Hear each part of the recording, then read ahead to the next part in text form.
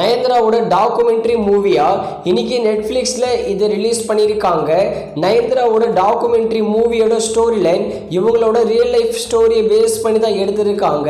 நம்ம நயன்தாரா ஆரம்ப காலகட்டத்தில் எப்படி சினிமாக்குள்ளே என்ட்ரி ஆகுறாங்க, அதுக்குள்ளே எப்படி ஸ்ட்ரகிள் ஆகுறாங்க, நம்ம விக்கியை எப்படி லவ் பண்ணி கல்யாணம் பண்ணுறாங்க, இது எல்லாத்தையும் இந்த மூவியில் காமிக்கிறாங்க.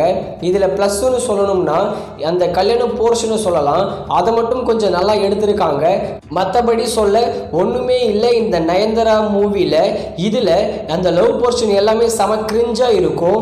அதே மாதிரி நம்ம நயன்தாராவோட ஆரம்ப காலகட்டத்தில் சினிமாக்குள்ளே என்ட்ரி ஆகி சீக்கிரமாகவே சூப்பர் ஸ்டார் ஆகிறாங்க. ஒரு படம்னாலே ஏற்றம் இருந்தால் கண்டிப்பாக டவுன் இருந்தால் தான் பார்க்க இன்ட்ரெஸ்டிங்காக இருக்கும். ஆனால் இந்த மூவியில் ஃபுல் அண்ட் ஃபுல் சூப்பர் ஸ்டார்னே சொல்கிறாங்களே தவிர அந்த டவுன் சைடை காமிக்கவே இல்லை.